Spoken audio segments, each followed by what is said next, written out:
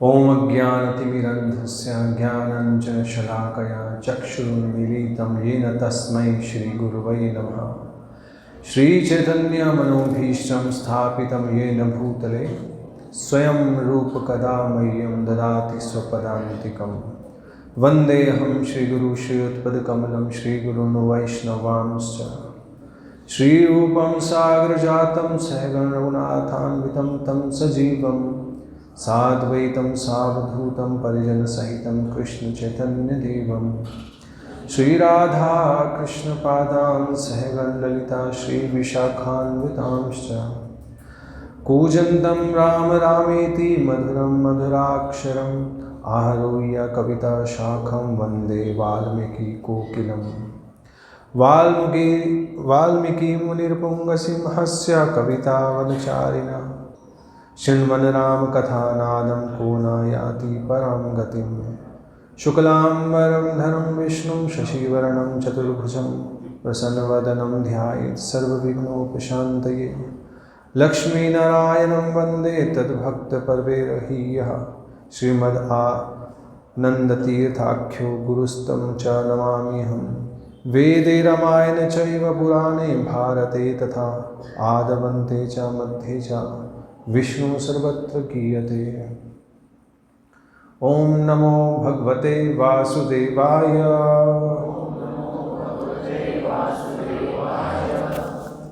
ओम नमो भगवते वासुदेवाय। ओम नमो भगवते वासुदेवाय।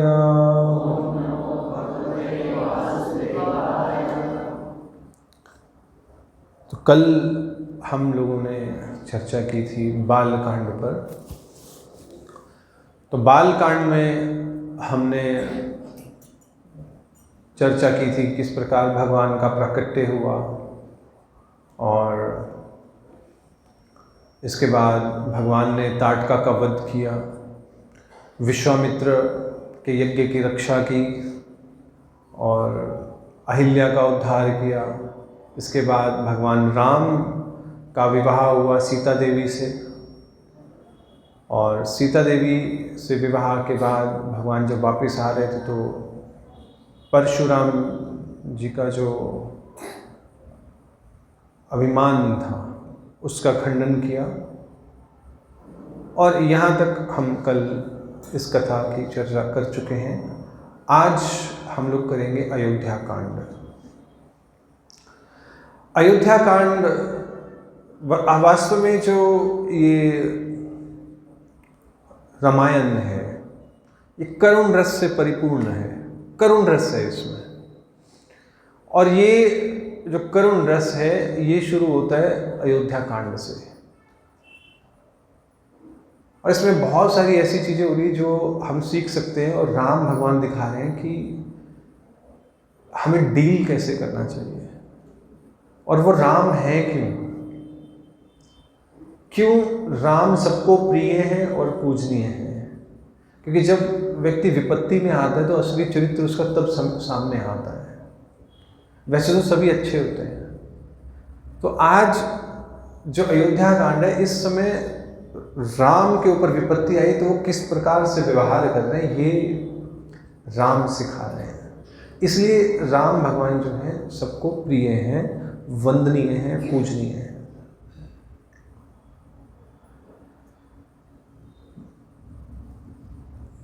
तो अयोध्या कांड में लगभग भगवान राम के विवाह को 12 वर्ष हो चुके हैं, ऐसा आचार्य लिखते हैं। ऐसा नहीं था कि भगवान राम जो हैं वो उनका विवाह हुआ और कुछ समय बाद ही उनको वनवास भेजा गया। 12 वर्ष भगवान अयोध्या में राजकुमार की तरह रहे, प्रिंस की तरह। तो एक दिन राजा दशरथ ने एक विशेष सभा बुलाई। उनके 8 मंत्री थे, जिसमें मंत्रियों में वशिष्ठ मुनि मुख्य रूप से थे, ब्राह्मणों के बीच में ये सब थे, और बाकी राजा वगैरह सबको बुलाया था दशरथ महाराज ने। लेकिन इसमें दो राज्यों के जो राजा थे उनको नहीं बुलाया गया। एक केकई के जो भाई थे युद्धजीत, कैकस राजा उनको नहीं बुलाया। दूसरा जनक महाराज को नहीं बुलाया गया, ये सोचकर कि दूर है, टाइम लग जाएगा और जो मुहूर्त है वो निकला जा रहा है कुछ विशेष कार्य के लिए। दशरथ महाराज ने सभा में कहा कि मैं चाहता हूँ कि मैं एक विशेष उपलक्ष्य में आपको बुलाया है। मैं बूढ़ा हो चुका हूँ और इस राज्य का भार संभालते संभालते बहुत कठिन कार्य है, लेकिन मैं अब थक गया हूँ। तो मैं चाहता हूँ कि राम को राजा बनाया जाए। अब ये मेरे अपने हृदय की बात है, लेकिन धर्म ये कहता है कि प्रजा का जिसमें कल्याण हो वो करना चाहिए। हो सकता है कि मैं धर्म से विपरीत भी बात करूं, आवेश में आकर, भावनाओं में बहकर। तो आप जो सभा में लोग आए हैं, राजागण हैं और जितने भी मंत्री हैं, परिषद है, ब्राह्मण हैं, आप बताइए कि क्या राम को राजा बना दिया जाए। असल में दशरथ महाराज को दो संशय थे राजा बनाने में राम को। एक, आयु, राम की जो आयु थी वो कम थी, ऐसा दशरथ सोचते हैं, क्योंकि दशरथ की आयु हजारों वर्ष है। जब राम भगवान प्रकट होते उस समय जो आयु थी वो हजारों वर्ष होती थी। विश्वामित्र ने 60,000 वर्ष तो तपस्या ही की थी।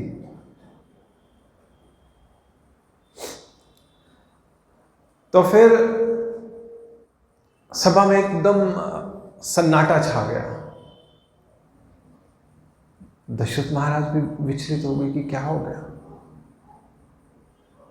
तभी सब जोर से उद्घोष करते हुए बोले, इच्छामहि महाबाहुम रघुवीरम महाबलम, कि हम भी यही चाहते हैं, हमारी भी यही इच्छा है कि महावीर रघुवीर जो है वो महावीर है, महाविद्यमान है, वही इस जो कौशल्या नगरी है, ये जो अयोध्या नगरी है, इसका राज्य वो संभाले। उनके सिर पर जो सफेद छत्र है वो रहे। तो ये सुनकर दशरथ महाराज अंदर अंदर तो बहुत प्रसन्न थे, लेकिन एक और बात थी कि उन्होंने केकई को प्रॉमिस किया था, जिसको कहते हैं वीर्य शुल्क। उनके पिता को प्रॉमिस किया था कि मैं भरत को राजा बनाऊंगा, आप मेरा विवाह केकई से कर दीजिए। जैसा हमने महाभारत में भी देखा है, भीष्म पितामह ने प्रतिज्ञा ली थी कि मैं विवाह नहीं करूंगा, ताकि जो मेरे पिता के जो की संतान है, जो आपकी पुत्री से आएगी, वो राजा बन सके। उसी तरह केकई के पिता ने भी कंडीशन रखी थी कि मेरी बेटी को क्या मिलेगा। तो उन्होंने कहा था कि मैं प्रतिज्ञा लेता हूं कि, लेकिन राम इतने प्रिय हो गए थे, केकई को भी इतने प्रिय थे कि ये बात नगण्य हो गई कि राम एक तरह से केकई के पुत्र की तरह ही थे। केकई राम को भरत की तरह ही प्रेम करती थी और राम केकई को कौशल्या से भी अधिक प्रेम करते थे, मतलब अपने पुत्र के समान थे केकई की। तो इसलिए नगण्य हो गई थी बात। और फिर उन्होंने कहा कि सभा से फिर भी एक पूछा जाए कि क्या किया जाए। तो सभी लोगों ने उद्घोष किया कि, तो दशरथ महाराज सोच में पड़ गए। बाहर से ऐसे करे कि क्या अभी तक मैं सही से राज्य नहीं कर रहा था? जो आप लोग कह रहे हो कि राम को राजा बना दें, तो इसका मतलब कि मेरे अंदर कोई कमी है क्या? आप लोग मुझसे दुखी हो?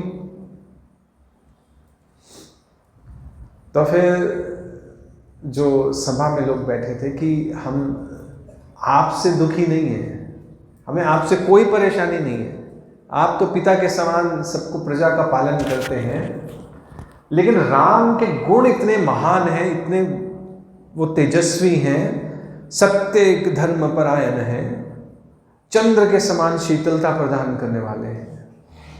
और वसुधाया क्षमा गुणे, जिस तरह से धरती जो है उसमें क्षमा का गुण है, उसी तरह राम में क्षमा का गुण है। अगर कोई राम को अनुचित वचन कह दे, कठोर वचन कह दे, तो उसे पलटकर जवाब नहीं देते हैं, कठोर वचन नहीं कहते।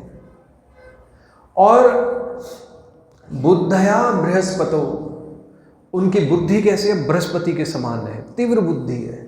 कोई क्या कहना चाहता है, उसे क्या उसका प्रत्युत्तर देना चाहिए, क्या हल देना चाहिए, उनको पहले ही पता होता है, पहले ही जान लेते हैं, पहले ही समझ लेते हैं। धर्मज्ञ और धर्म को जानने वाले हैं। शीलवान, सौम्य चरित्र है उनका, शीलवान है। कृतज्ञ, अगर कोई उनके प्रति छोटा सा भी कोई उपकार कर दे तो उसके ऋणी बन जाते हैं राम। और अगर कोई उनके प्रति अपकार कर दे, वो उसे देखते भी नहीं है, कोई बात नहीं, क्षमा कर देते हैं।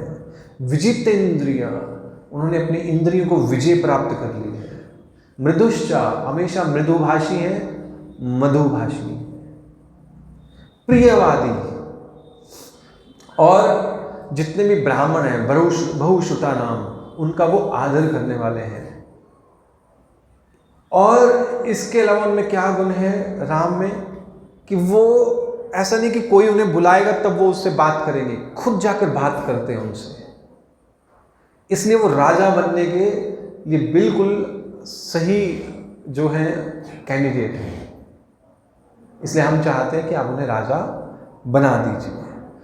तो दशरथ महाराज ये सारा सुनकर बहुत प्रसन्न हुए और उन्होंने वशिष्ठ और वामदेव, ये जो दो ब्राह्मण सभासद थे, उनको बोला कि आप राम के जो अभिषेक है, राज्याभिषेक, कल राज्याभिषेक की आप इनकी तैयारी कीजिए। और जो नक्षत्र है, आज पुनर्वसु नक्षत्र है, कल पुलत्स्य नक्षत्र है, तो आप इस समय हम राम का राज्याभिषेक करेंगे, समय नहीं है, उसके बाद फिर समय खराब है। और फिर यहाँ पर सभा समाप्त हो जाती है। सॉरी, पुष्य नक्षत्र था, पुष्य, नॉट पुलत्स्य, पुष्य नक्षत्र। और फिर राम जो है कौशल्या को ये समाचार सुनाने जाते हैं कि राजा दशरथ जो महाराज हैं, पिताजी हैं, उन्होंने मुझे राजा बनाने के लिए कहा है कि मैं कल राजा बनने जा रहा हूँ।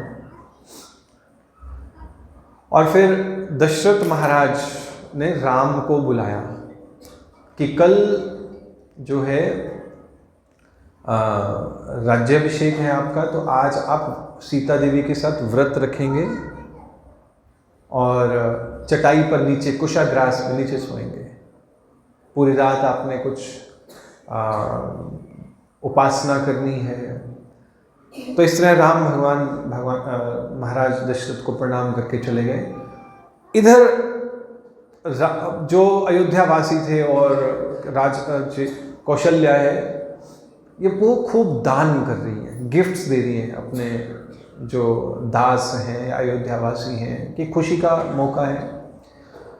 तो ये जो कैकेयी है, इसके पास मंथरा पहुंचती है। मंथरा कहती है कि तुमने सुना राम को राजा बनाया जा रहा है, कि कितना अच्छा समाचार लाई हो तुम। और अपना एक हीरे का हार मंथरा को कैकेयी ने दे दिया कि तुम एक अच्छा समाचार लाई हो, तो ये मेरी तरफ से तुम लो, कि मुझे गर्व है कि खुशी है कि राम जो है राजा बनने जा रहे हैं। इस सौभाग्य की बात है। लेकिन मंथरा के मन में कुछ और चल रहा था। और मंथरा जो थी ना, शब्दों की कलाकार है। मध्वाचार्य अपने महाभारत तात्पर्य निर्णय में लिखते हैं कि मंथरा को प्लॉट किया गया था, देवताओं के द्वारा भेजा गया था राम को वनवास भेजने के लिए। उसे कहा गया था कि अगर तुम राम को वनवास भेजने में सहायता करोगी तो तुम्हारा जो लक्ष्य है वहां तुम्हें भेज देंगे, कली के पास, नीचे के लोगों में। पिछले जन्म में ये अप्सरा थी और मध्वाचार्य लिखते हैं कि ये अलक्ष्मी है। समुद्र मंथन के समय लक्ष्मी के प्रकट होने से पहले अलक्ष्मी प्रकट हुई थी, जो कली की पत्नी है। अलक्ष्मी, एक तो लक्ष्मी, एक है अलक्ष्मी, जो अहित करेगी। और अगर आप इसको फिलॉसफिकल एंगल से देखो तो मंत्र जो है मन का प्रतीक है। और कैकेयी ने उसकी बात सुनी, उसे रोका नहीं। अगर कोई गलत संग को सुनता रहे, उसे रोके नहीं, तो आप देखो कि कितनी बड़ी त्रासदी हो सकती है। जहां कैकेयी का प्रेम राम के प्रति भरत से भी ज्यादा था, बिल्कुल विपरीत हो गया। इसलिए जो भगवत भक्ति में लगे हुए हैं, भगवत मार्ग में लगे हुए हैं, उनको प्रयास ये करना चाहिए कि द्वेषी लोगों से दूर रहे। शास्त्रों में तो यहाँ तक लिखा है कि अगर कोई नास्तिक व्यक्ति के दर्शन भी हो जाए तो गंगा स्नान करना चाहिए, कि भक्ति नष्ट हो जाएगी। आज के युग में तो संभव नहीं है, लेकिन आप भगवान का नाम लेते रहो, क्योंकि वो डिस्कस ही मत करो द्वेषी व्यक्ति से, तो बात ही मत करो, सुनो ही मत, भी हमने सुनना ही नहीं है। या तो शास्त्रों में इतने परिपक्व हो जाओ कि वो आपको हरा ही ना पाए, आपके सामने उसके कोई तर्क चले ही ना। जैसे हम लोग आपको बता रहे हैं शास्त्र, ऐसे शास्त्रों में निपुण हो जाओ, द्वेषी भक्त को भी भक्त बना दो। जैसे जो पार्वती थी, पार्वती ने शिवजी के प्रति कटु शब्द सुन लिए दक्ष प्रजापति के यहाँ। उसने कहा अब ये शरीर रखने लायक नहीं है, क्योंकि इसने वैष्णव अपराध सुन लिया, द्वेषी व्यक्ति के मुख से शिवजी के प्रति सुन लिया, अब ये शरीर भी रखना नहीं चाहिए। तो पार्वती ने इसलिए अपना शरीर ही त्याग दिया था, सती। तो अगले जन्म में फिर वो पार्वती बनी।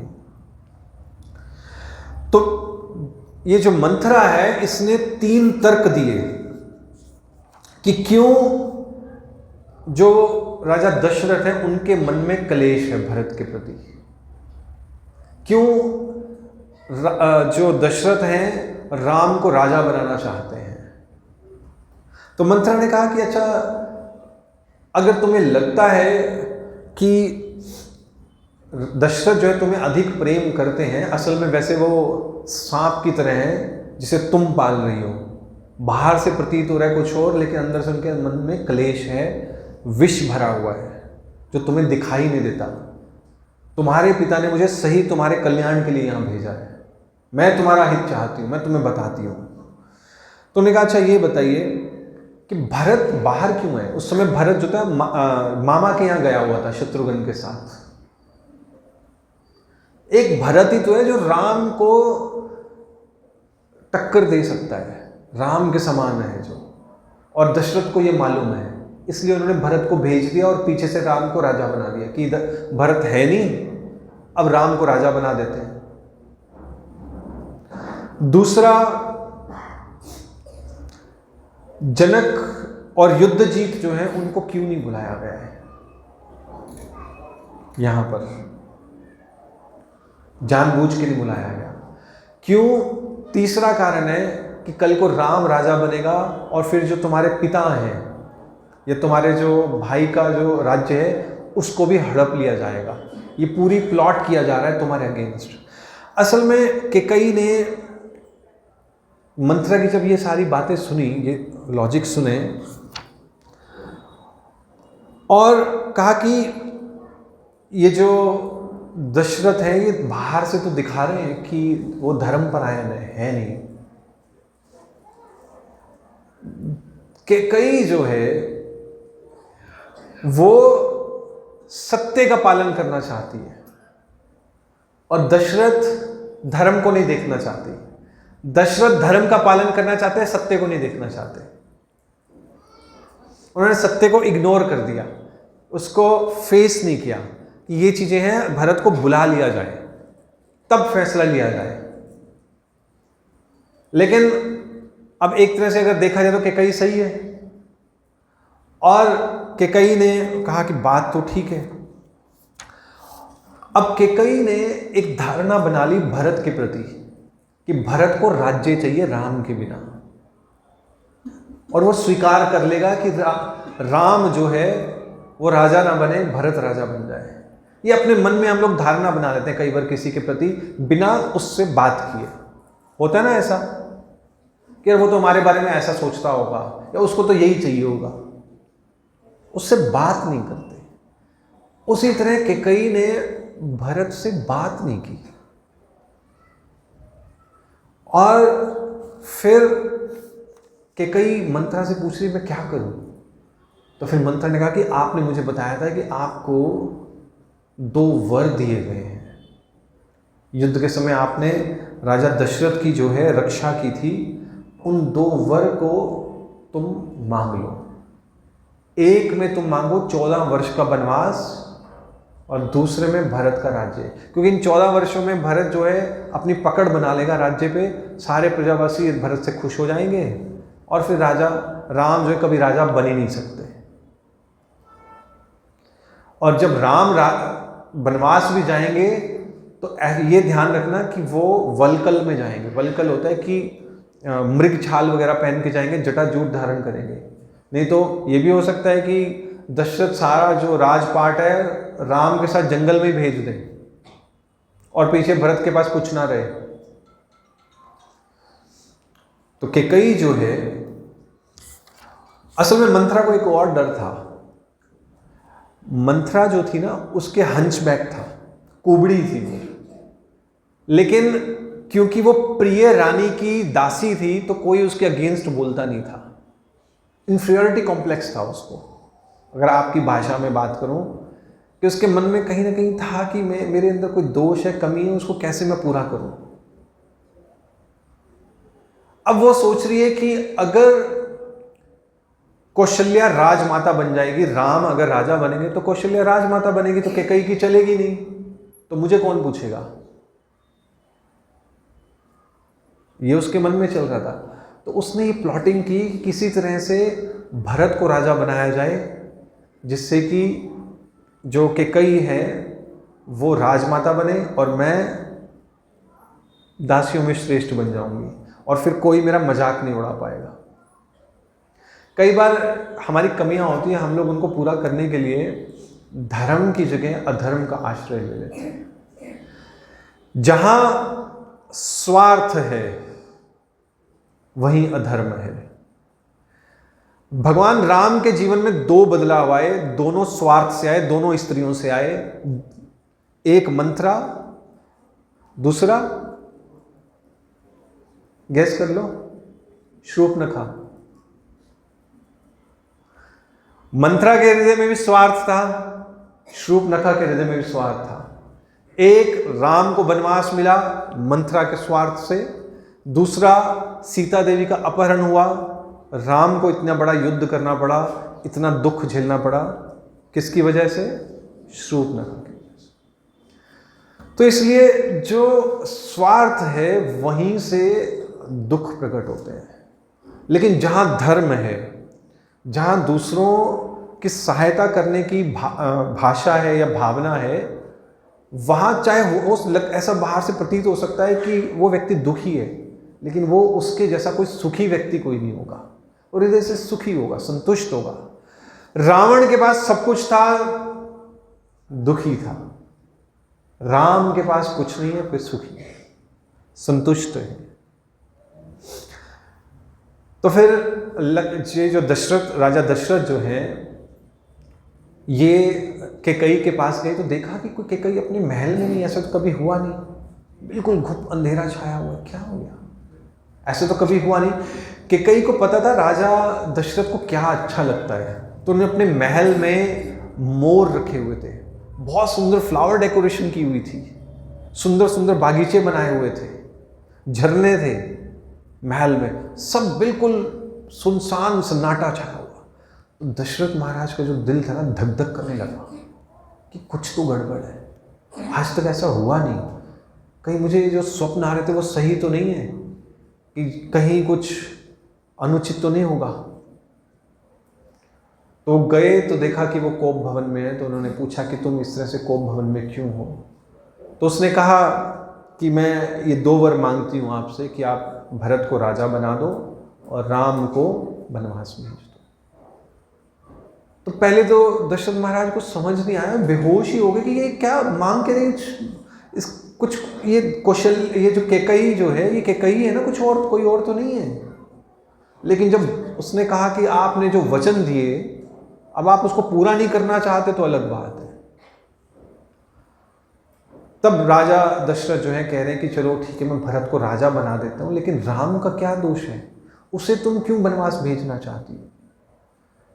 लेकिन कैकेयी हिली नहीं। उसने कहा कि बाहर सुमंत्र जो है मंत्री राजा दशरथ का खड़ा हुआ है, तो वो देख रहा है कि अंदर क्या हो रहा है। तो फिर कैकेयी ने सुमंत्र को कहा कि तुम राम को बुला कर लाओ। राम को बुलाया गया। तो राम देखते हैं कि राजा दशरथ कभी दुखी भी होते हैं, गुस्सा भी होते हैं राम से, तो कभी उनको इस तरह से दुखी नहीं देखा दशरथ को। तो कह रहे कि पिताजी को क्या हुआ, आज इतने दुखी क्यों रहे, रो क्यों रहे हैं इतना, मेरे से बात क्यों नहीं कर रहे? तो उन्होंने, तो कैकेयी ने ही कहा कि इन्होंने 2 मुझे वचन दिए थे, जब अब वचन पूरा करने की बारी आई तो इनको शर्म आ रही है तुम्हें कहते हुए, तो इनके बदले मैं कह देती हूँ कि इन्होंने जो वचन दिए थे वो वचन मैंने मांगे हैं कि तुम वनवास धारण करो, वनवास जाओ 14 साल के लिए और भरत को राजा बना दो। तो वहाँ राम का वर्णन आता है कि राम अब ये देखिए कि पूरे विश्व के राजा आए हुए हैं, मंत्री हैं, और राज्याभिषेक की तैयारी हो रही है, सुबह का समय है, आज ही राज्याभिषेक होना है। कितनी बड़ी बात है, जिस व्यक्ति को राजा बनाया जा रहा है उसको कह रहे हैं कि अब वनवास चले जाओ। वनवास उन लोगों को भेजा जाता था जो बहुत बड़े अपराधी होते थे, जिन्होंने बहुत गंदे गंदे काम किए होते। कितनी अपमान की बात थी, बिना किसी दोष के। आप सोचो कि प्रजा के अंदर क्या मैसेज आएगा कि राम ने जरूर कुछ किया होगा जिसके कारण उन्हें वनवास भेजा गया। लेकिन राम बिल्कुल शांत, बिल्कुल दुख प्रकट नहीं किया। वहां पर राम कह रहे हैं अगर पिताजी मुझे विष देंगे तो मैं शहद के समान ग्रहण कर लूंगा, अगर वो मुझे कहेंगे कि समुद्र में डूब जाओ तो मैं उसे मोक्ष मानूंगा, ये तो कोई बड़ी बात नहीं है। और अग्नि में अगर मुझे प्रवेश करने को कहेंगे तो मैं ऐसे मानूंगा कि ये शीतल जल है।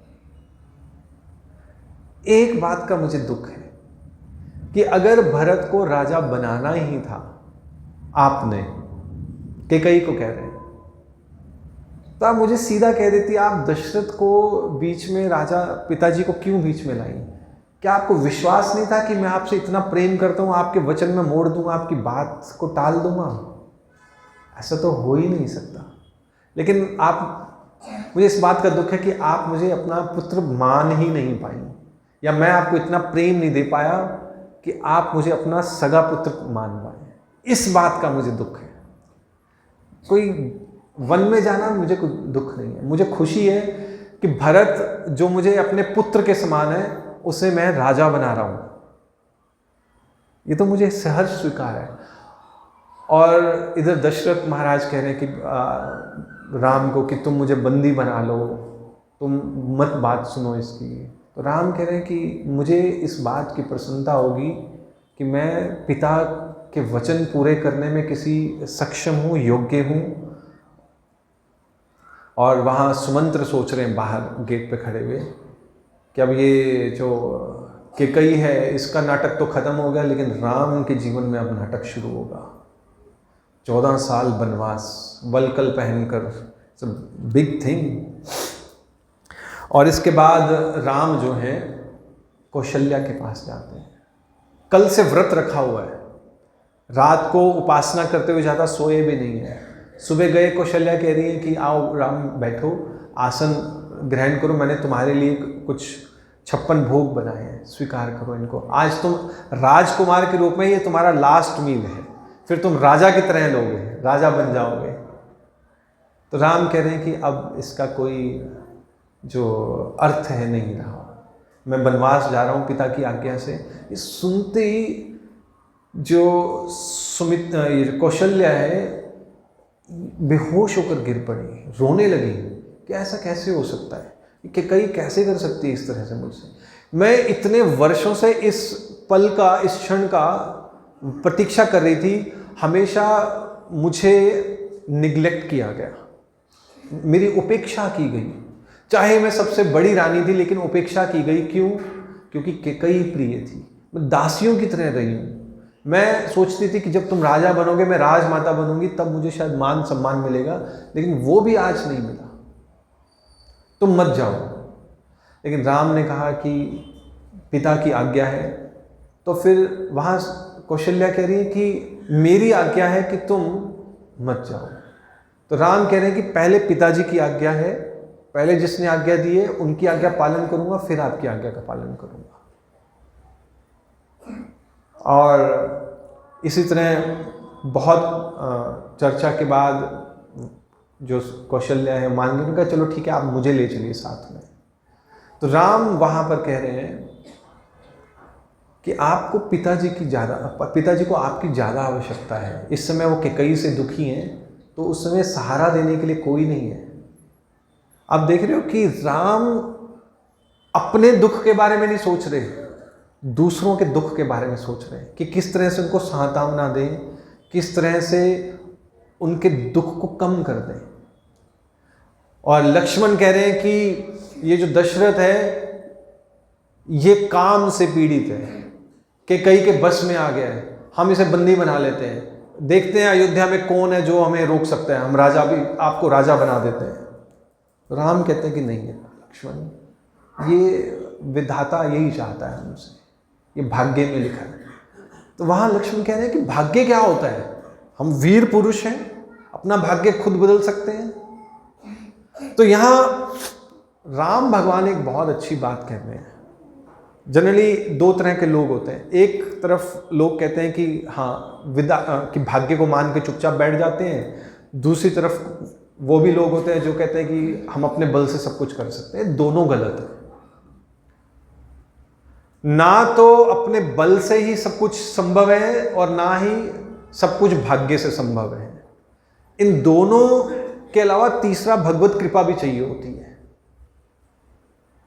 तब जाके कोई चीज पॉसिबल होती है। भगवद गीता में भगवान भी कह रहे हैं कि 5 चीजें हैं जो किसी निर्णय को लाने में सहायता करती है या निर्णय लेने में उनका रोल होता है, भूमिका होती है।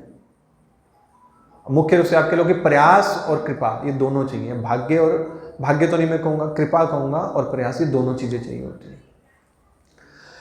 तो राम भगवान को जब वनवास मिला तो उस समय उनका राज्य पे अधिकार, कर्तव्य नहीं था, अधिकार था।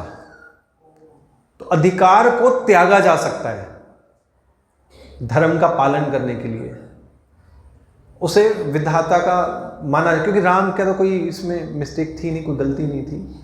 लेकिन जब सीता का अपहरण हुआ तब राम ने ये नहीं कहा लक्ष्मण को कि ये भी विधाता का विधान है, भाग्य में लिखा है, तो कोई बात नहीं, रावण ले गया। सीता देवी की रक्षा करना राम का कर्तव्य है। कर्तव्य को नहीं आप छोड़ सकते हो, अधिकार को छोड़ सकते हो। जैसे सिंपल एग्जांपल देता हूं आपको, पिता की सेवा करना कर्तव्य है, नहीं छोड़ा जा सकता। लेकिन पिता की आज्ञा से अगर पिता कहे कि मैंने तुम्हें प्रॉपर्टी नहीं देनी, तो आप उस अधिकार को छोड़ सकते हो। ये आपका अधिकार है, आप छोड़ दो, ठीक है। पिताजी आप नहीं देना चाहते हो मत दो, लेकिन आपकी सेवा मेरा कर्तव्य है, वो मत लीजिए। ये राम सिखा रहे हैं। इसी तरह भक्ति है, भक्ति करना जीव का कर्तव्य है। संसार के विषय भोग क्या है? अधिकार है। आपको भगवान ने फैसिलिटी दी, आपको अधिकार है, लेकिन भक्ति या कर्तव्य में बाधा आती है तो छोड़ सकते हो उनको। ये राम सिखा रहे हैं। तो फिर लक्ष्मण ने कहा कि आप मुझे लेके चलिए, मैं आपके साथ चलूंगा, मुझे आप मत छोड़िए, मैं आपकी रक्षा करूंगा, आपके साथ चलूंगा। और फिर सीता देवी के साथ जो प्रसंग है बहुत सुंदर आता है। और सीता देवी कहती है कि मैं आपके साथ चलूंगी, आप मुझे तो लेके चलिए, मेरा तो सारा संसार आप ही हो। लेकिन राम कहते कि नहीं, तुम जंगल में किस तरह से रहोगी, वहाँ बहुत जंगली जानवर हैं। वहाँ पर बहुत कटु शब्द जो है सीता देवी राम को कहती हैं। तो वो ये मैं आपको सर्ग बता देता हूँ। ये अयोध्या कांड का 30वां सर्ग है, 3रा श्लोक है। आप जाके रामायण में देख भी लेना। किम त्वाम अन्यत वैदेही पिता में मिथिलाधिपा राम जामातरम प्राप्य स्त्रियम पुरुषम विग्रह।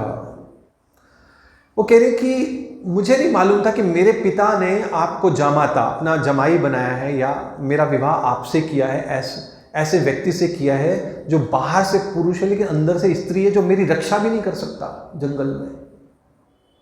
एक तरह से राम की जो वीरता है उसको सीता देवी ने ललकार दिया, मतलब नपुंसक कह दिया राम को। तो राम ने यहां पर सीता देवी के वचनों को बुरा नहीं माना कि तुम्हारी हिम्मत कैसी हुई, मैं पहले ही परेशान हूं, ऊपर से तुम गालियां दे रही हो। ऐसा ही होता है ना कि पति थका टूटा आता है, घर में पत्नी 4 और बातें सुना देती है, घर की प्रॉब्लम्स बता दे, ये हो गया, वो हो गया, ऐसा हो गया, वैसा हो गया, और पति गाली दे दे, बताओ घर में ही सुख नहीं है। लेकिन राम इसलिए महान है, राम ने सीता देवी की भावना को समझा, शब्दों पे नहीं गए, भावना पे गए कि सीता देवी ये कहना क्यों चाहती है। तो इसलिए जब पति पत्नी भी बात करते हैं ना, उसके पीछे भावना को समझना चाहिए कि पत्नी कह क्यों रही है ऐसा, या पति ऐसा कह क्यों रहा है, पीछे भावना क्या है। कई बार पति डांट भी देता है पत्नी को कि तुम अपनी सेहत का ध्यान नहीं रखती हो, ढंग से नहीं खाती हो, ऐसे लग रहा है डांट रहे हैं, लेकिन पीछे भावना क्या है, केयर कर रहे हैं। तो राम ने सीता देवी की भावना समझी कि सीता देवी चाहती है कि मैं राम के साथ ही जाऊं, मेरे साथ ही जाऊं, मुझे छोड़ना नहीं चाहती। तो फिर राम ने सीता देवी को कहा कि ठीक है तुम भी चलो, लक्ष्मण भी चलेंगे। तो इस तरह से जो सीता, राम और लक्ष्मण जो हैं, ये तीनों दशरथ महाराज से आज्ञा लेने गए कि हम जाना चाहते हैं। और दशरथ महाराज कह रहे हैं कि राम कुछ समय और रुक जाओ, मत जाओ। लेकिन राम को पता है कि अगर जितना रुकूंगा उतना ही कष्टप्रद होगा दशरथ के लिए वनवास भेजना।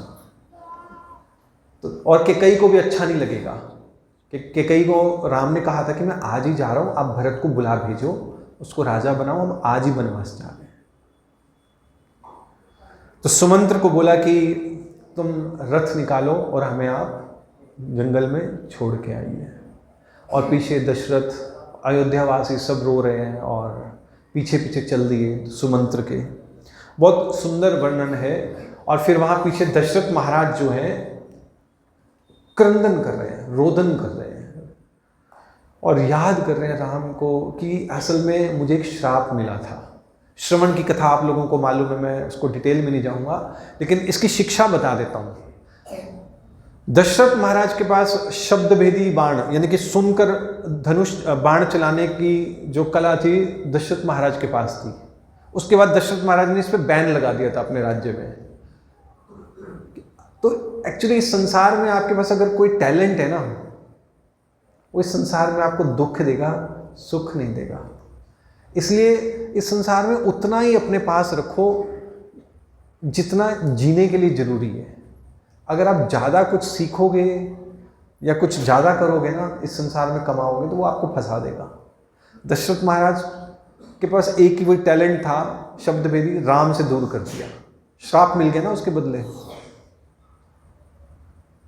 इसी तरह इस संसार में जो भी आपके पास टैलेंट, अगर भगवान की सेवा में नहीं लगा, संसार में लग गया, आपको भगवान से दूर ले जाएगा, वो आपके दुख का कारण बनेगा। इसलिए संसार में ज़्यादा प्रयास नहीं करना चाहिए, उतना करना चाहिए जितना भक्ति करने के लिए, जीने के लिए सफिशिएंट है। सिंपल लिविंग, भक्तिमय थिंकिंग, सादा जीवन, भक्तिमय विचार, बस इतना है।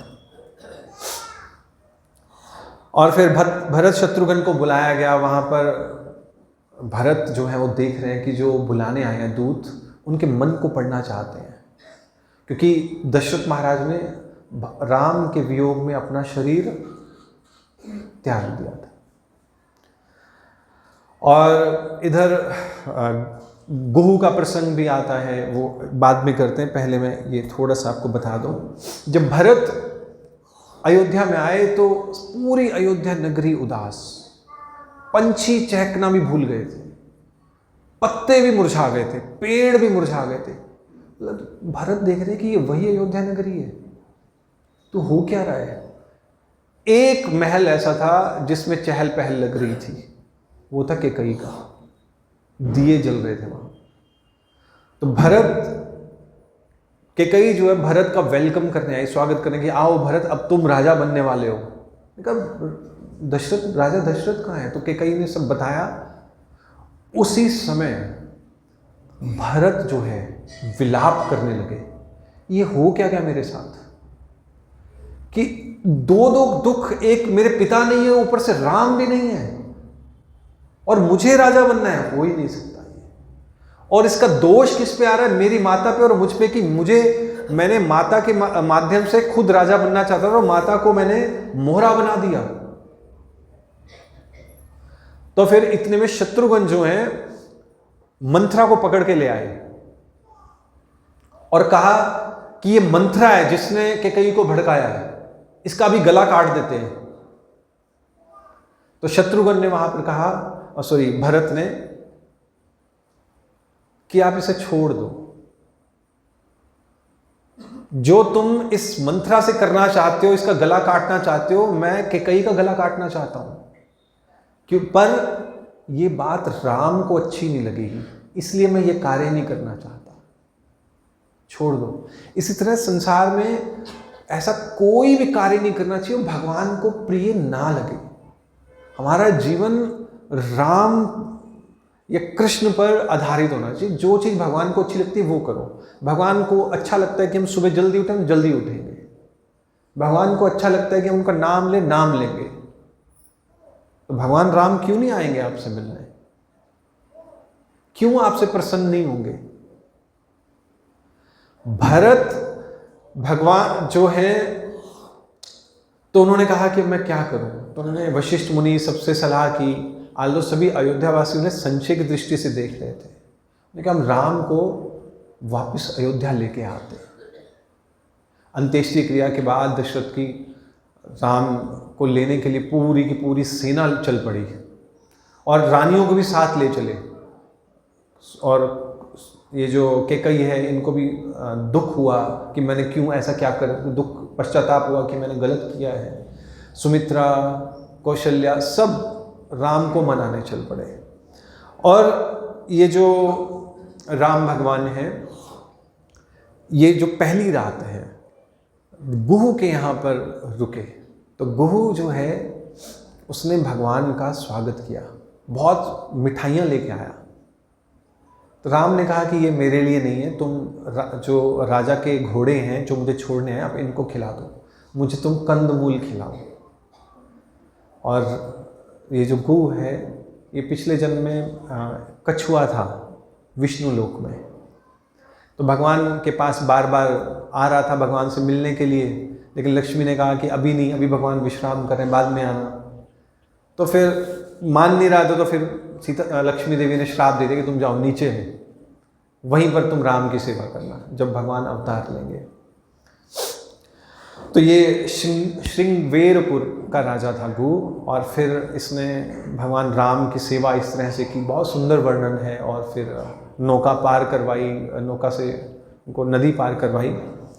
और फिर भगवान राम जो हैं भरद्वाज मुनि के आश्रम में गए और उनसे पूछा कि हम लोग कहाँ पर ठहरे।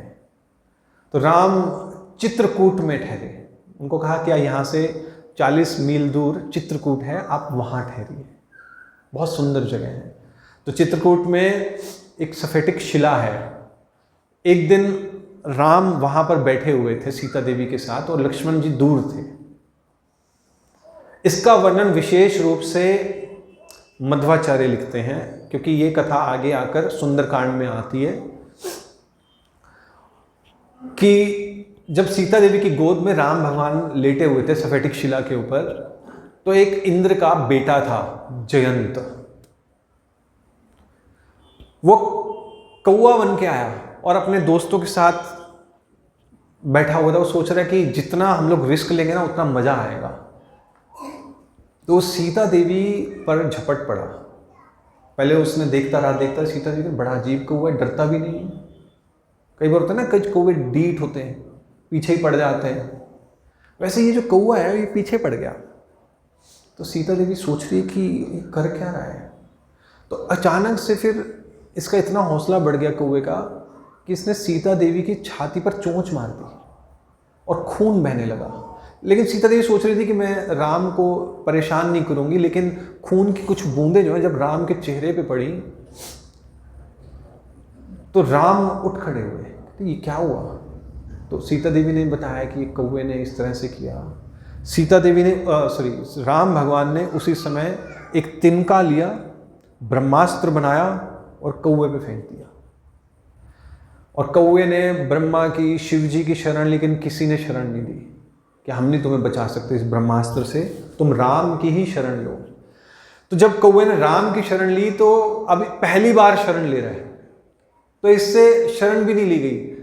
इसकी पीठ राम के चरणों की तरफ है, मुंह दूसरी तरफ है। तो सीता देवी ने देखा तो हाथ से थोड़ा आगे कर दिया। तो राम समझ गए कि सीता देवी चाहती है कि मैं इसे शरण दूं। तो राम भगवान ने उस कौवे को शरण दी, लेकिन कहा कि ब्रह्मास्त्र खाली नहीं जाएगा। तो फिर राम भगवान ने उस कौवे की एक आंख को फोड़ दिया था, जिसमें एक कुरुंग नाम का राक्षस रहता था। उसने वरदान लिया हुआ था ब्रह्मा जी से कि जब तक कौवों की 2 आंखें होंगी मैं रहूंगा उसके बीच में। तो राम भगवान ने उसका राक्षस का भी वध किया और उसके बाद आज तक कौवों की 1 आंख होती है। अब आप कहोगे हमने तो 2 आंखें देखी। कौवों का अगर आप ध्यान से देखो, साइंस पढ़ोगे तो मोनोफोबिक विजन होता है। सॉरी, मोनोफोबिक विजन कह रहा हूँ, आई थिंक, हाँ, सोलोफोबिक, मोनोफोबिक ही कहेंगे कि एक टाइम पर वो एक ही आंख से देख सकते हैं। अगर इस तरफ से देखना है तो एक आंख इस तरफ देखेगी, अगर इसको बंद करेंगे तब दूसरी तरफ से देख सकते हैं। कौवे आज भी दोनों आंखों से एक ही बार में नहीं देख सकते, आज भी। राम भगवान ने उस समय ब्रह्मास्त्र छोड़ा था। अब एक तरफ तो ये सब चल रहा है कि भरत मनाने जा रहे हैं राम भगवान को कि आप राज्य कीजिए। बहुत लंबी कथा है, इसके पीछे बहुत विलाप है। अंततः जो भरत है वो मना नहीं पाते, तो खुद से एक सोने के चरण पादुकाएं लेके जाते हैं कि ठीक है, आप चरण पादुकाएं जो हैं इन पर अपने चरण रख दीजिए, तो मैं इनको मानूंगा कि ये राजा है और मैं इनका सेवक हूं और नंदीग्राम में रहूंगा। चरण पादुकाओं को राजा बनाकर भरत ने यह स्थापित किया कि मैंने अहंकार का त्याग कर दिया है और नंदीग्राम में जहां राम जमीन पर है तो मैं जमीन खोद के उनसे भी नीचे रहूंगा। तो यह स्थापित किया ममाकार, कि मैं करने वाला भी नहीं हूं, यह भी त्याग दिया। और राम कंदमूल खाएंगे तो मैं कंदमूल भी नहीं खाऊंगा। गाय जब खाती है, गोबर करती, तो उसमें से कुछ गेहूं के दाने बच जाते हैं, उन गेहूं के दानों को धोकर खाऊंगा। यह भरत की तपस्या थी, यह भरत का त्याग था। अब एक तरफ तो यह चल रहा है कि आप राज्य लो, आप राज्य लो भाइयों में, दूसरी तरफ एक कंट्रास्ट दिखाता हूं। इसमें आता है रावण और कुबेर, दोनों भाई हैं। पता है आप लोगों को, सगे भाई नहीं है, मतलब कजन ब्रदर है। एक हेती और प्रहेती नाम के राक्षस थे, 2, हेती और प्रहेती, और उनका एक पुत्र था विद्युत केस। उसका विवाह हुआ था सालकंकल से, और उनका एक पुत्र हुआ था सुकेश। सुकेश का विवाह हुआ था देववती से, और इन दोनों के 3 पुत्र हुए थे, माल्यवान, सुमाली और माली। इन्होंने ब्रह्मा जी की और शिव जी की तपस्या करके इतने सारे सिद्धियां प्राप्त कर ली, आतंक मचा दिया था। तो भगवान विष्णु ने क्या किया, और इन्होंने लंका भी बनवाई थी विश्वकर्मा से, ये जो माल्यवान और सुमाली थे। लंका इन्होंने बनवाई थी विश्वकर्मा से। कई शास्त्रों में आता है कि लंका जो थी शिव जी की थी, लेकिन वाल्मीकि रामायण में ऐसा नहीं आता है। अब भगवान विष्णु ने फिर इनके साथ युद्ध किया और माली को मार दिया। अब ये माल्यवान और सुमाली बच गए, तो ये नीचे पाताल लोक में चले गए। अब लंका खाली हो गई, तो लंका जो थी फिर ब्रह्मा जी ने कुबेर को दे दी थी, जो विश्रवा के पुत्र हैं। अब ये जो माल्यवान है, ये सोच रहे हैं कि किस तरह से हम लोग लंका पर राज्य प्राप्त कर सकते हैं। तो उन्होंने ऐसा करते हैं, हम लोग जो विश्रवा ऋषि हैं उनकी बेटी से विवाह करके ये लंका का राज्य ले लेंगे। तो कैकसी जो थी, ये विश्रवा मुनि जो हैं, ये कैकसी सुमाली की बेटी थी। तो इन्होंने विश्रवा ऋषि को बोला कि जो कुबेर के पिता हैं कि आप हमारी बेटी से विवाह कर लो। तो फिर ये जो कैकसी बहुत सुंदर थी, तो विश्रवा ऋषि जो थे उन्होंने कैकसी से विवाह किया। तो वहाँ से रावण, कुंभकर्ण ये प्रकट हुए थे, और विभीषण, और साथ में ये शूर्पणखा, ये 4 जो है संतानें हुई थी विश्रवा ऋषि और कैकसी से। अब बाद में फिर रावण जो था, उसको ये जो कैकसी है इसकी माँ कह रही है कि तुम लंका क्यों नहीं ले लेते हो। उसने कहा नहीं मेरे भाई की है तो क्या करना है। लेकिन कैकसी ने कहा नहीं तुम्हारी है, तुम ले लो। कई बार आता है, देखो इतना बड़ा इसके पास पुष्पक विमान है और तुम्हारे पास कुछ नहीं है। तो रावण को कैकसी ने उकसा दिया कि तुम ले लो। तो फिर रावण जो है कुबेर से युद्ध करने चला गया। वहां पर उसने रंभा जो है, रंभा से भी उसको श्राप मिल गया वहां पर, क्योंकि रंभा जो थी कुबेर के पुत्र वधू थी, और उसने श्राप भी दिया। रावण को कुल 18 श्राप मिले हुए थे, एक नहीं 18। जहां भी रावण जाता था कोई ना कोई श्राप लेके आ जाता था। राम जहां भी जाते थे आशीर्वाद लेके आते थे। 2 बिल्कुल अलग कैरेक्टर है यहाँ पे। और फिर कुबेर के साथ भी जब लड़ाई हो रही थी, कुबेर को मारा नहीं जा सकता था, लेकिन फिर ब्रह्मा जी ने कहा कि तुम इसे राज्य दे दो, छोड़ दो, पुष्पक विमान भी दे दो इसको। तो रावण और कुबेर ने वो राज्य सब दे दिया। तो आप देख रहे हो, एक तरफ राम है और भरत है, दूसरी तरफ कुबेर और रावण है कॉन्ट्रास्ट। तो ये कॉन्ट्रास्ट क्यों है? क्योंकि जहां राम है, जहां धर्म है, जहां स्वार्थ नहीं है, वहीं जो है सुख होगा, वहीं पर आप जो है संतुष्ट रह सकते हो। ये जीवन का मूल मंत्र है। तो राम ये सिखा रहे हैं यहाँ पर। हरे कृष्णा। श्री रामचंद्र भगवान की